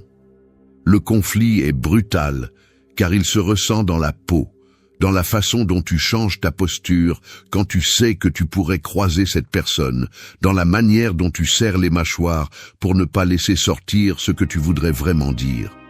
Ce n'est pas une théorie abstraite, c'est la réalité de chaque geste qui révèle combien tu te valorises, ou combien tu te vends pour ne pas vouloir déranger. La scène se répète dans les détails les plus minimes. Tu réponds aux messages rapidement, tu ajustes ton ton pour ne pas sembler trop distant ni trop désespéré, tu choisis tes vêtements en pensant à l'opinion qu'ils pourraient susciter. Chaque micro-décision est un rappel que le respect de soi n'est pas un grand discours, mais une somme d'actions inconfortables que personne ne voit. C'est attendre les transports en commun et ressentir l'envie de vérifier ton téléphone juste pour voir s'il y a un message, même si tu sais que tu ne devrais pas. C'est rester silencieux dans une conversation pour éviter les conflits, avalant tes propres opinions pour ne pas perdre le peu d'espace que tu crois avoir dans la vie de quelqu'un. C'est l'usure silencieuse, l'accumulation de petits renoncements qui, ensemble, finissent par éroder la dignité intérieure. Personne ne t'oblige à céder du terrain, mais tu le fais quand même, convaincu qu'ainsi tu souffres moins, même si en réalité tu ne fais que retarder le moment d'affronter le vide. Le respect de soi n'est pas quelque chose qui se décrète à haute voix, il se construit chaque fois que tu choisis d'agir en cohérence avec ce que tu sais que tu mérites, même si cela signifie supporter la solitude ou le silence inconfortable. Il ne s'agit pas de s'imposer aux autres, ni de devenir rigide, mais de cesser de te trahir dans les petites choses. C'est répondre quand tu veux vraiment, pas par peur de perdre le lien. C'est maintenir tes limites même si ta voix tremble. C'est te permettre de ressentir la douleur sans l'utiliser comme excuse pour te rabaisser. La discipline du respect de soi est la plus rude, car personne ne se soucie de savoir si tu la respectes ou non. Seul toi paie le prix de l'ignorer. Ligne emblématique. La dignité se mesure dans les détails quotidiens, pas dans les discours. Il y a une image qui ne me lâche pas. Le poids de chaque décision que tu prends pour plaire, pour éviter le conflit, pour retenir ce qui n'est déjà plus là. L'accumulation se ressent comme un fardeau invisible qui te fait marcher plus lentement, te prive d'air, te vole ta spontanéité. Rompre avec ce schéma implique d'accepter l'inconfort de ne pas être compris, de ne pas plaire tout le temps, de ne pas recevoir le message attendu. Et c'est là que commence le véritable détachement. Non pas quand tu parviens à oublier, mais quand tu choisis de te respecter, même si cela te laisse seul sur le quai. Le respect de soi est un muscle qui se renforce avec chaque geste inconfortable, avec chaque non qui te fait plus mal à toi qu'à l'autre, avec chaque fois que tu choisis ta clarté plutôt que l'acceptation des autres. La pratique stoïque le résume sans fioriture. Tu n'as de contrôle que sur tes propres actions, et chaque fois que tu cèdes à la pression de plaire, tu délègues ce contrôle. Il n'existe pas de paix intérieure pour celui qui se trahit dans le quotidien. Ligne emblématique. Personne ne va te donner le respect que tu ne te donnes pas toi-même. La liberté que tu cherches se construit dans le silence de tes décisions privées, dans l'honnêteté brutale d'agir selon tes principes, même si personne n'applaudit. Choisir le respect de soi est inconfortable, mais c'est le seul chemin qui ne t'abandonne pas quand le reste s'en va. Merci d'être resté jusqu'à la fin de la vidéo. Si vous avez tout vu, commentez « Je suis stoïcien » comme notre signe secret, indiquant que vous êtes un véritable apprenant du stoïcisme. N'oubliez pas de vous abonner et de liker la vidéo si elle vous a plu. Rendez-vous dans la prochaine vidéo et rappelez-vous, continuez à cultiver votre esprit stoïque.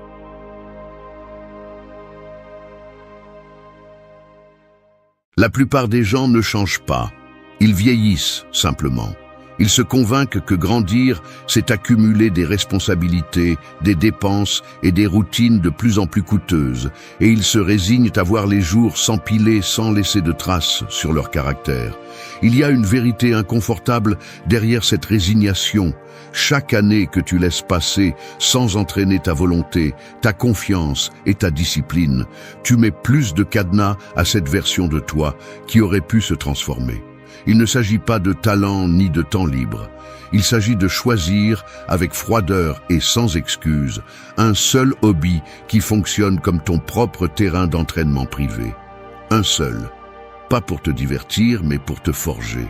La différence entre ceux qui avancent et ceux qui survivent réside dans la capacité à s'engager dans une pratique, jour après jour, même lorsque personne n'applaudit et qu'il n'y a pas de résultats immédiats. Le stoïcisme l'a clairement dit, la seule chose sous ton contrôle est ton effort, pas le résultat. Tu peux perdre des mois à attendre la motivation ou le moment parfait, mais aucun ne viendra. La véritable transformation se construit avec des décisions inconfortables et des actes répétés quand tu as le moins envie. Tu n'as pas besoin d'un changement de vie. Tu as besoin d'une structure, d'un mécanisme qui t'oblige à te répondre à toi-même. La discipline ne se hérite pas, elle s'entraîne. La confiance non plus, elle se construit dans le silence, quand tu choisis de ne pas abandonner. Arrête de chercher l'activité parfaite, choisis-en une, engage-toi et laisse la constance faire le reste.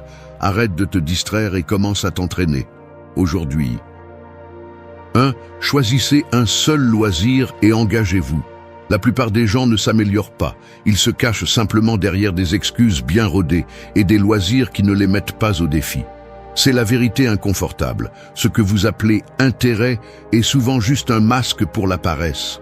Vous avancez en âge, mais pas en caractère. Vous vous convainquez que vous changerez quand vous aurez le temps, l'énergie ou l'inspiration. Mais ce que vous faites, c'est reporter ce que vous savez douloureux. Choisir quelque chose de difficile, vous engager et supporter le poids de l'inconfort réel. Aujourd'hui, il est temps d'arrêter de négocier avec vous-même. Vous n'avez pas besoin de plus d'informations, ni de motivation, ni d'un autre tutoriel. Ce qui vous manque, c'est la décision. Choisir un seul loisir sérieux et s'y engager pendant 6 mois est plus transformateur que n'importe quel discours de motivation. Car cela vous oblige à faire face à vos propres limites, à vos propres pièges mentaux, à la résistance intérieure que vous avez nourrie pendant des années. Vous ne trouverez pas de discipline en passant d'une activité à l'autre selon votre humeur. La discipline se forme lorsque vous refusez d'abandonner au 3e, 4e ou 10e jour, quand il n'y a plus de nouveautés ni d'applaudissements, juste vous, votre fatigue et la tentation de revenir à ce qui est confortable. Il y a des gens qui cherchent des raccourcis, qui collectionnent les loisirs comme si cela était un signe de richesse personnelle, mais rien de tout cela ne change votre structure interne. La multiplicité n'est qu'une dispersion élégante.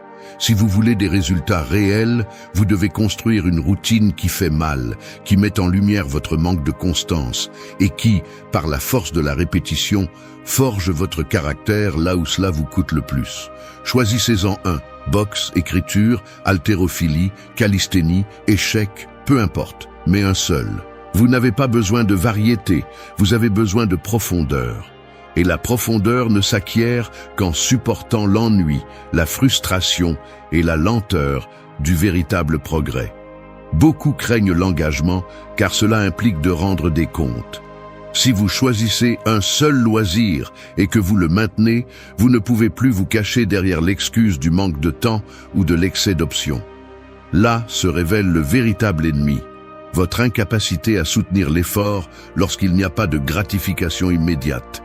Mais c'est justement ce que vous devez entraîner. L'autodiscipline ne se développe pas en choisissant ce qui est facile, mais en maintenant ce qui est difficile jusqu'à ce que la résistance devienne une habitude. L'inconfort est votre meilleur maître. Si vous fuyez cela, vous vous condamnez à une vie tiède, à mi-chemin entre ce que vous rêvez et ce que vous craignez. Si vous l'affrontez, chaque séance, chaque jour sans abandonner, est un investissement émotionnel qui se multiplie. Il y a une différence énorme entre se divertir et se transformer. Le divertissement est une dette. Chaque heure que vous passez dans des distractions est du temps que vous volez à votre version la plus forte. La transformation, en revanche, est un investissement. Elle exige que vous échouiez, que vous fassiez des erreurs, que vous ressentiez le poids de la médiocrité, et pourtant que vous reveniez le lendemain.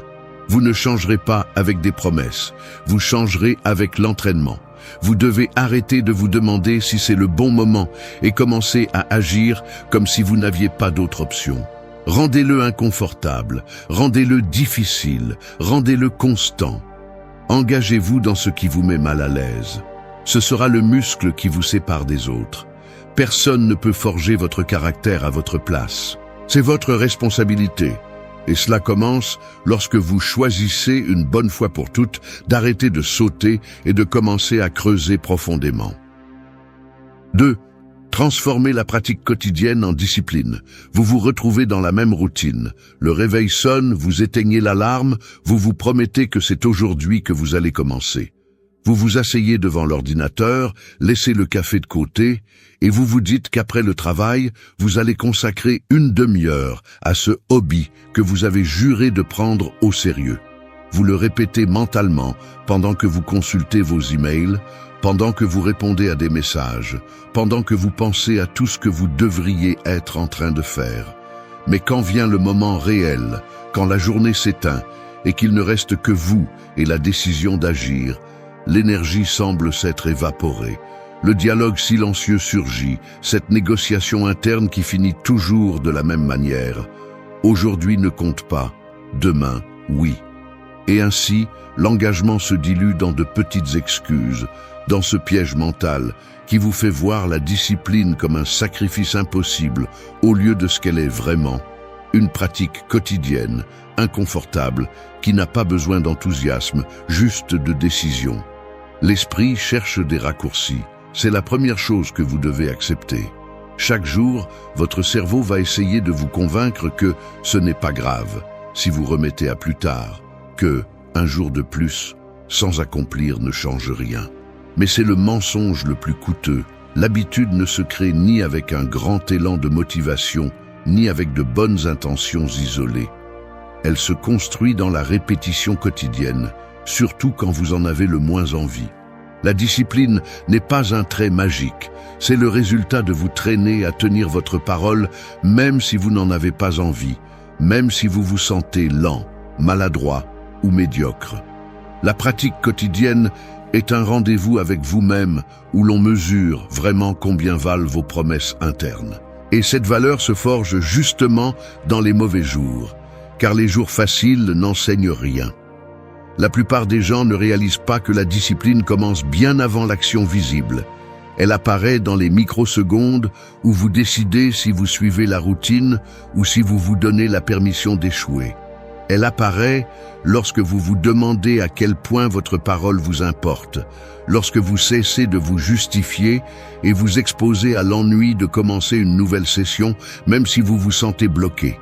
L'esprit, par défaut, va chercher un soulagement, se distraire, procrastiner, rationaliser l'abandon. Si vous vous laissez emporter par cette inertie, vous finissez par renforcer le mauvais muscle, celui de l'autosatisfaction et de l'auto-illusion. Mais chaque fois que vous choisissez de pratiquer, même si votre effort est minime, vous envoyez un signal différent. C'est moi qui commande, pas mon état d'esprit. La discipline, c'est faire ce qui est nécessaire, même si personne ne regarde. C'est l'une des lignes qui sépare ceux qui transforment leur caractère de ceux qui ne collectionnent que des intentions. Il y a un mécanisme subtil que vous devez apprendre à identifier. L'esprit déteste l'inconfort et se spécialise dans sa minimisation. Des pensées apparaissent comme « ça ne sert à rien »,« je n'avance pas »,« c'est trop peu pour compter ». Mais c'est là que la pratique quotidienne devient discipline, car elle implique d'ignorer le besoin de ressentir des résultats immédiats et de se concentrer uniquement sur la constance. Votre valeur ne se mesure pas à l'intensité d'un seul jour, mais à la quantité de jours pendant lesquels vous pouvez maintenir une action simple, même lorsque la motivation disparaît. La confiance authentique naît de l'accomplissement dans le petit, de l'entraînement à ne pas négocier avec la faiblesse, de la capacité à supporter la lenteur sans fuir. La véritable force est la capacité de continuer même sans envie. Là, dans cet espace inconfortable, la pratique cesse d'être simplement une activité et devient discipline, une structure interne qui résiste à l'épreuve du temps et à la marée des excuses. 3. Entraîne ton caractère, pas seulement tes compétences. Il y a une vérité inconfortable qui ressemble à une petite trahison chaque fois que je l'admets. La plupart de mes compétences, à elles seules, n'ont pas changé ce que je suis. J'ai appris des techniques, accumulé des réussites symboliques, mais au fond, le même schéma mental persistait. Facilité à briller quand c'est facile, tendance à abandonner ou à me justifier lorsque le processus devient rude, répétitif, ingrat. Je me suis rendu compte que pendant des années, j'avais confondu progrès technique et évolution personnelle. Je savais plus, je faisais plus, mais je continuais à esquiver ce qui pèse vraiment. Entraîner le caractère. Ce n'est pas agréable de regarder cela en face. Les compétences peuvent être une armure très élégante pour cacher que ma capacité à soutenir l'effort, à affronter l'ennui, à continuer quand tout devient difficile, restait faible. Apprendre à programmer, lire plus vite, mieux parler en public, tout cela impressionne en surface. Mais aucun accomplissement extérieur ne te prépare au moment où la motivation disparaît et où il ne reste que ta capacité à résister. Si tu examines avec honnêteté la séquence de tes intérêts, tu verras qu'à chaque fois que tu maîtrises les bases de quelque chose, ton esprit cherche la prochaine stimulation. Le schéma est clair.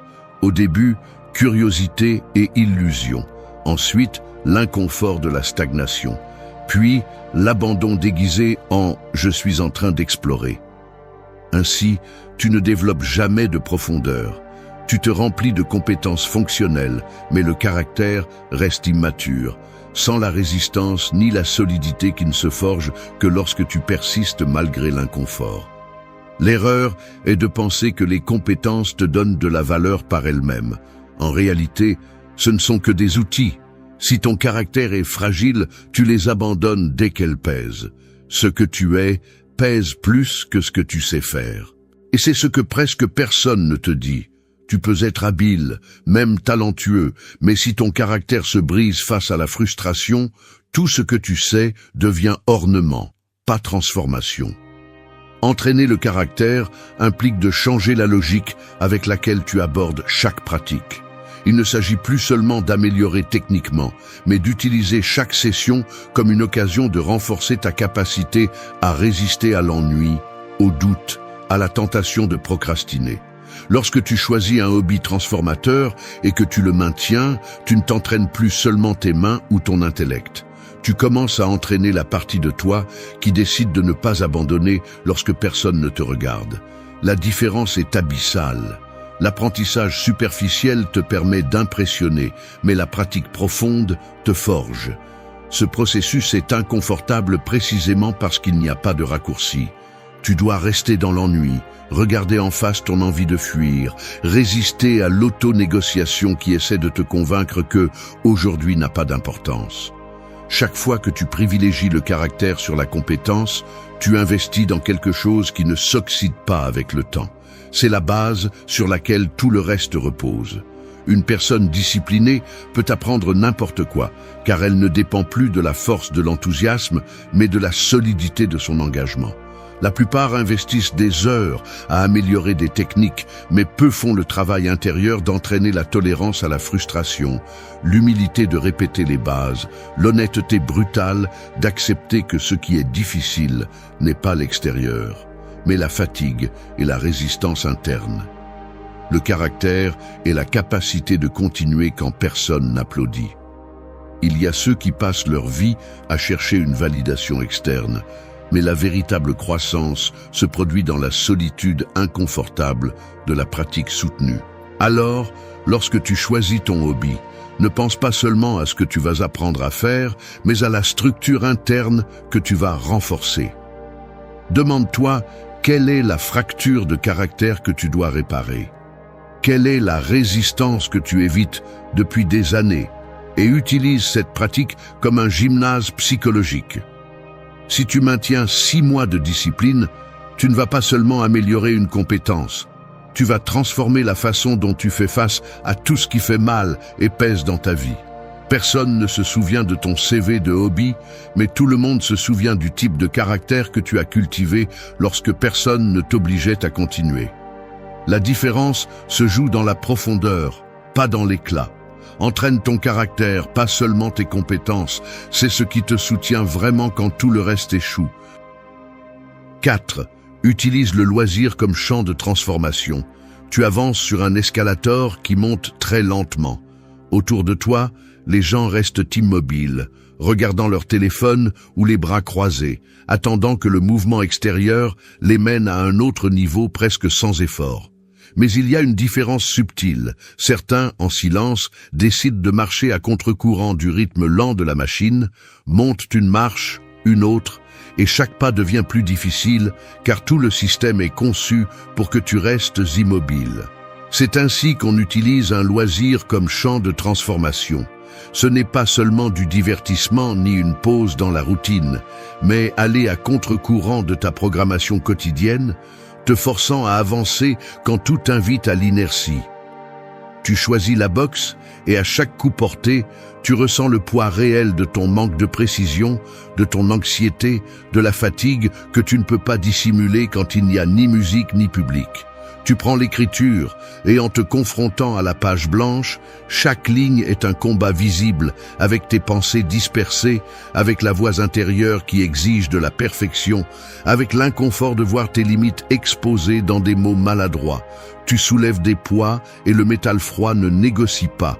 Il met en évidence la faiblesse de ton corps et plus encore, la facilité avec laquelle ton esprit cherche des excuses pour s'arrêter. Il n'y a pas de filtre, pas de masque, juste toi et la résistance que tu dois surmonter. Ce qui est véritablement transformateur dans cette approche réside dans les détails que presque personne ne voit. Ce moment où tu fermes les poings pour essayer à nouveau un tour de plus, même si tu sens le tremblement dans tes bras. La façon dont tu prends une grande respiration avant d'écrire la phrase que tu crains le plus, sachant que personne ne va te féliciter pour t'être assis aujourd'hui. La sueur qui te parcourt le dos alors que tu soutiens le dernier effort, sans témoin ni applaudissement. Juste la certitude que le muscle de la discipline se renforce en silence. Utiliser le loisir comme champ de transformation signifie que chaque session est une négociation avec la fatigue, un investissement émotionnel qui ne se traduit pas par une gratification immédiate, mais qui accumule un capital invisible. La confiance que tu peux soutenir l'effort, la tranquillité de savoir que tu ne fuis pas ce qui est difficile, la contenance de celui qui a appris à résister à l'inconfort sans drame. La constance est plus précieuse que le talent. C'est une vérité que tu ne comprends que lorsque tu traverses la routine quotidienne et que tu découvres que la clé n'est pas ce que tu accomplis, mais ce que tu supportes. Cette pratique t'oblige à reconnaître les pièges de ton esprit, la tendance à sauter lorsque l'ennui apparaît, l'impulsion de chercher une nouvelle stimulation parce que cela te permet d'éviter de voir ton propre manque de profondeur. Si tu choisis un seul loisir et que tu en fais ton champ d'entraînement, ce que tu travailles n'est pas la compétence en soi, mais la manière dont tu fais face à tes propres excuses, à la paresse qui se déguise en sophistication, au désir de reconnaissance rapide. Jour après jour, les gestes deviennent des rituels. Les gants ajustés, le carnet ouvert, la barre de fer dans les mains. Chacun de ces détails est un rendez-vous privé avec ta volonté, un rappel physique que le caractère ne s'hérite pas et ne s'improvise pas. Il se forge dans les répétitions inconfortables que personne ne veut soutenir. Le véritable changement est inconfortable et silencieux. Tu n'as pas besoin de variété, tu as besoin de profondeur. Lorsque tu utilises le loisir comme champ de transformation, tu cesses d'attendre des résultats externes et commences à valoriser la croissance interne invisible, celle qui ne se remarque que lorsque tu regardes en arrière et reconnais que tu n'es plus la même personne qui évitait l'effort. Il ne s'agit pas d'ajouter de nouvelles compétences pour impressionner les autres, mais d'entraîner la partie de toi capable de résister à la tentation d'abandonner. C'est le seul capital qui ne se perd jamais. 5. Remplacez les distractions par un entraînement intentionnel. Chaque heure de distraction est une dette que vous imposez à votre avenir. C'est aussi simple que cela, aussi brutal. Vous vous mentez en disant que vous avez besoin de vous détendre, de réinitialiser l'esprit, de vous perdre un moment dans des vidéos, des jeux ou des réseaux sociaux, parce que la vie est dure et que vous méritez une pause. Mais la vérité est autre. Chaque minute que vous offrez à l'évasion est du temps volé à la seule personne qui pourrait changer votre histoire. Ce n'est pas un manque de temps, c'est un excès de concession. Et le prix, c'est vous qui le payez, pas demain, mais dès aujourd'hui. Car chaque distraction affaiblit le muscle de la décision et vous entraîne à fuir chaque fois que quelque chose vous dérange. Ne vous trompez pas, la plupart ne sont pas distraits par accident. C'est un choix répété, jusqu'à ce qu'il devienne une identité. Si vous ne coupez pas ce cycle, vous devenez le genre de personne qui vit avec un agenda rempli de rien. C'est ici que vous devez être impitoyable avec vous-même. Vous n'êtes pas victime de vos habitudes. Vous êtes l'architecte de votre dispersion. Si vous voulez vraiment transformer votre vie, il ne suffit pas d'essayer de laisser les distractions de côté.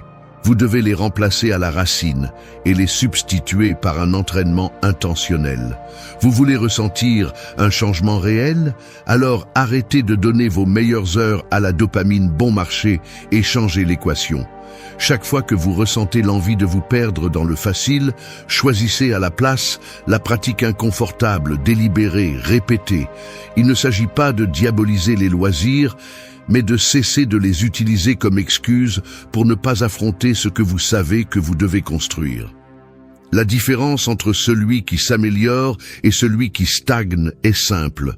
L'un transforme le temps mort en investissement, l'autre en fuite. Peu importe combien de tutoriels vous regardez sur la productivité, ni combien de livres vous surlignez sur les habitudes. Tant que vous continuez à utiliser les distractions comme des analgésiques pour votre inconfort, tout progrès sera superficiel et réversible. La seule façon de changer la structure interne de votre caractère est de la soumettre jour après jour au rigorisme de la pratique consciente. C'est là que la plupart échouent. Ils veulent des résultats sans payer le prix de l'attention soutenue. Mais la vie ne récompense pas les dispersés.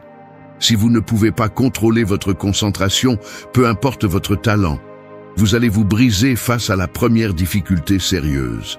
La différence entre un amateur et quelqu'un qui se transforme est que ce dernier sait que chaque moment d'entraînement est une déclaration de guerre contre l'auto-tromperie. Là où vous mettez votre attention, là croît votre pouvoir. C'est la ligne qui sépare ceux qui progressent de ceux qui répètent leurs excuses avec des mots plus sophistiqués. La prochaine fois que vous ressentirez la tentation de vous perdre dans le trivial, comprenez que ce n'est pas juste une petite décision, c'est une micro-trahison à votre version la plus forte. Choisissez, même si cela coûte, même si cela fait mal, même si cela semble insignifiant. C'est cela l'entraînement réel. Remplacez l'impulsion automatique de distraction par la pratique délibérée qui dérange et exige. N'attendez pas de vous sentir prêt, n'attendez pas d'avoir le moral. La discipline se construit juste lorsque vous vous traînez à accomplir même sans envie. Si vous tolérez que vos journées soient remplies de distractions, vous devenez expert en échouer en silence. Si vous remplacez l'évasion par un entraînement intentionnel, chaque session compte, chaque répétition compte, chaque jour devient un investissement qui ne se dévalue pas. L'avenir ne se négocie pas. Soit vous le construisez, soit vous le perdez. Choisissez de cesser de vous distraire et commencez à vous entraîner vraiment. Personne ne le fera à votre place. 6. La confiance grandit avec la constance silencieuse. La confiance n'est pas une émotion spontanée ni un cadeau qui tombe du ciel. C'est le résultat inévitable de la constance que personne ne voit. C'est la vérité inconfortable.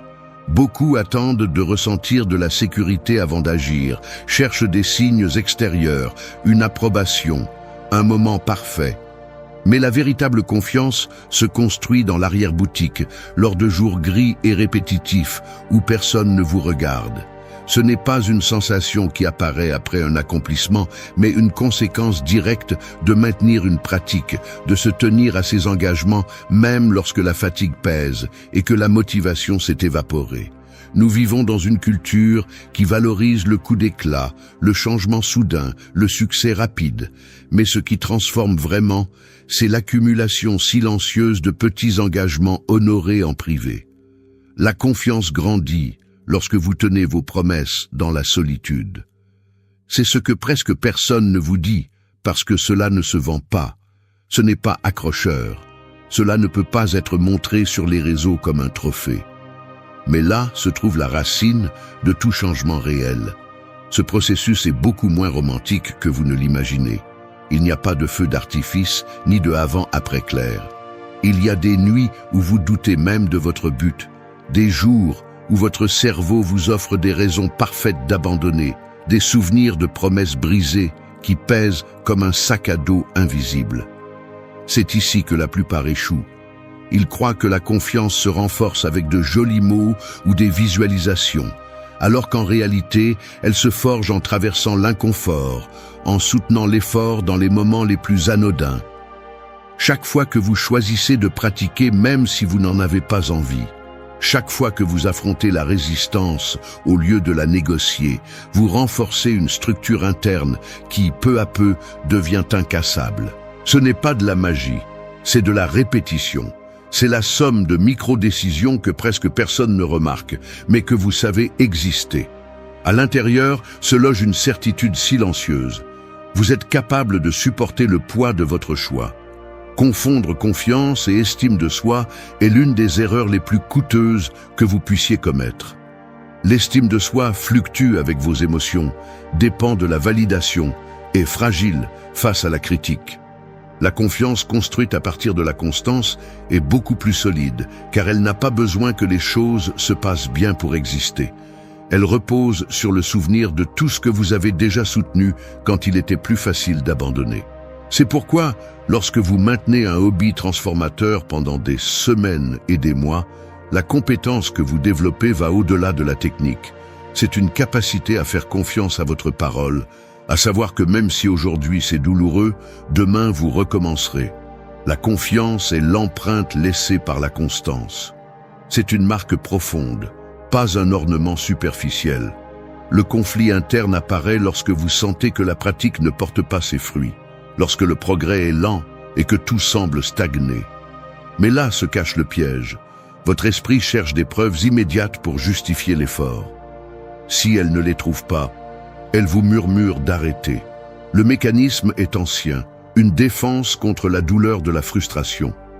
Ce qui différencie ceux qui avancent de ceux qui restent au même endroit, c'est la capacité à se maintenir sans certitude, à pratiquer même s'il n'y a pas de garantie.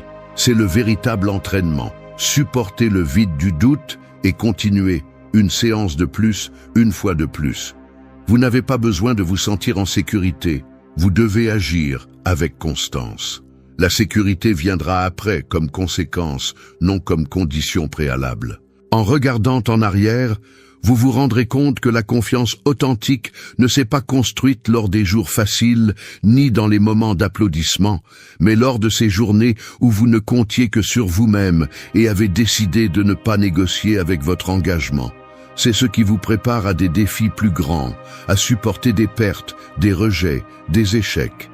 N'attendez pas de vous sentir prêt. Rendez-vous digne de confiance en vous, maintenant lorsque personne n'attend rien de vous.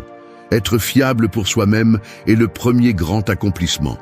Le reste se construit sur cette base. 7. Ne collectionnez pas les hobbies. Approfondissez-en un. Vous rentrez chez vous après une journée normale. Vous laissez les clés, vérifiez votre téléphone, ouvrez le réfrigérateur juste pour le refermer immédiatement, et vous vous asseyez sur le canapé. Vous regardez l'horloge. Il reste encore du temps avant de dormir. Une douzaine d'options tournent dans votre tête.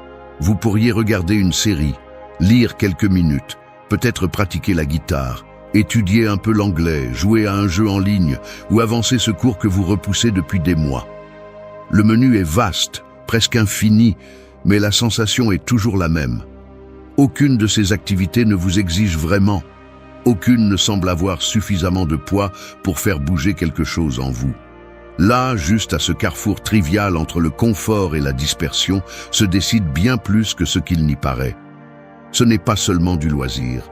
C'est le moment où vous choisissez entre approfondir ou continuer à survoler la vie en surface. Si vous analysez ce qui se passe, il est évident que la multiplicité des options n'est qu'un piège déguisé en liberté. Le cerveau interprète la variété comme une opportunité, mais en réalité, c'est un mécanisme d'évasion. Passer d'un hobby à un autre évite l'engagement réel, vous permet de vous sentir actif sans supporter l'inconfort de la profondeur.